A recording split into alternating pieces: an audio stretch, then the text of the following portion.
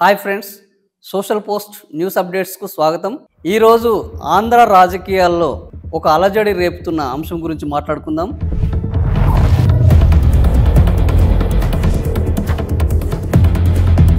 అది జగన్ పర్యటన. జగన్ పర్యటన అనగానే ఆంధ్రప్రదేశ్లో ఒక అల్లకల్లోల వాతావరణం తయారవుతుంది. పర్యటన చేసే ముందు, చేస్తున్న సమయంలో, చేసిన తర్వాత ఈ మూడు సందర్భాల్లోనూ జగన్ పర్యటన అనేది ఒక వివాద అంశంగా, ఒక రాజకీయ అంశంగా, ఒక వార్తా అంశంగా తయారవుతుంది.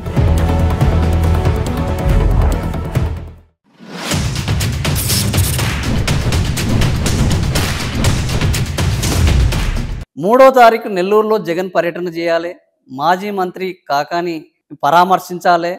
ఆయన అక్కడ ఉన్న నాయకులకు ఒక ఆత్మస్థైర్యాన్ని ఇవ్వాలని ఒక పర్యటన పెట్టుకున్నారు. దీనికి పోలీసుల పర్మిషన్ అడిగారు. ఎందుకంటే అంతకుముందు పర్యటనలోనే చాలా విధ్వంసం జరిగింది, ఒక కార్యకర్త చనిపోయారు. కాబట్టి ఈసారి పోలీసుల పర్మిషన్ లేకుండా వెళ్ళినా చాలా విధ్వంసం జరగవచ్చు. అసలు పోలీసుల పర్మిషన్ లేకుండా వెళ్ళడానికి వీల్లేని పరిస్థితి వచ్చింది. కాబట్టి ఆయన పోలీసుల పర్మిషన్ అడిగారు. పోలీసుల పర్మిషన్లో హెలికాప్టర్కు అనుమతి ఇవ్వాలని అడిగారు. ఆ హెలికాప్టర్కు వీళ్ళు వైఎస్ఆర్సీపీ నాయకులు, అక్కడ స్థానిక నాయకులు ఏదైతే ప్రాంతాన్ని సెలెక్ట్ చేశారో ఆ సెలెక్ట్ చేసిన ప్రాంతంలో చెట్లు, పొదలు అన్నీ ఉన్నాయి కాబట్టి దీనికి మేము అనుమతి ఇవ్వము అన్నారు. సరే, హెలికాప్టర్లో పోకపోయినా రోడ్డు మార్గంలో వెళ్దాంలే అని అనుకున్నారు. రోడ్డు మార్గంలో వెళ్తే కూడా మళ్ళా కార్యకర్తలు పెద్ద ఎత్తున తరలివచ్చే అవకాశం ఉన్నది, ప్రమాదం జరిగే అవకాశం ఉన్నది.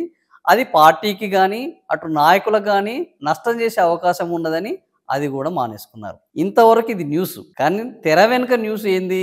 గతంలో చంద్రబాబు నాయుడు గారు, పవన్ కళ్యాణ్ గారు జగన్ ముఖ్యమంత్రిగా ఉన్నప్పుడు అనేక పర్యటనలు చేశారు, ర్యాలీలు చేశారు, సమావేశాలు పెట్టారు. అప్పుడు వాళ్లకు సజావుగా జరిగింది.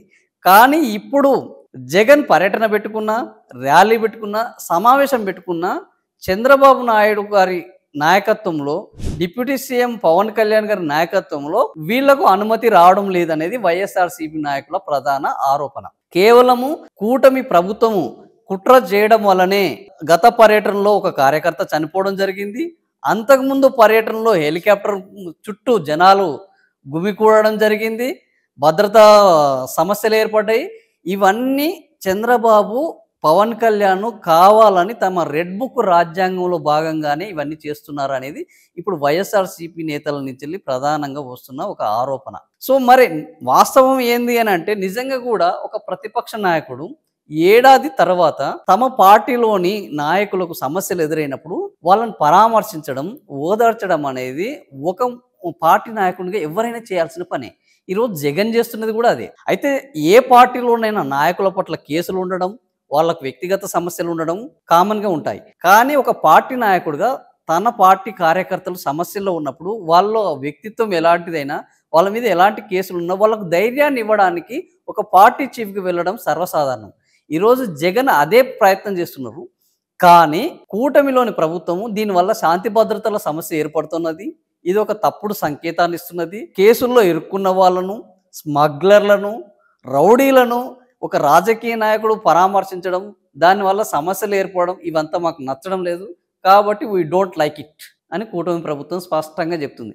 ఇక నుంచి జగన్ ఇట్లాంటి పర్యటన చేయకుండా ఏ స్థాయిలో అడ్డుకోవాలో ఆ స్థాయిలో అడ్డుకుంటామని ఒక సంకేతాన్ని స్పష్టంగా ఇస్తుంది. మరి జగన్ దీనిపైన ఈరోజు వాయిదా వేసుకున్నాడు. ఈ వాయిదాలు ఎన్ని రోజులు కొనసాగుతాయి? ప్రభుత్వం ఒక ప్రతిపక్ష నేతని ఎన్ని రోజులు ఆపగలుగుతుంది? ఇలా ఆపితే ఆ ప్రభుత్వానికి అది మంచిదేనా అనేది ఈరోజు కూటమి ప్రభుత్వం కూడా ఆలోచించుకోవాల్సిన అవసరం ఉన్నది.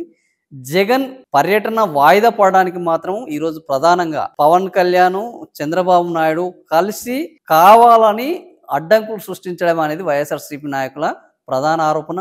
మరి ఈ ఆరోపణకు వీళ్ళు సమాధానం చెప్తారా? అసలు వాళ్ళకేంది సమాధానం చెప్పేది అని వదిలేస్తారా? మనం చూడాల్సిందే. Thank you friends.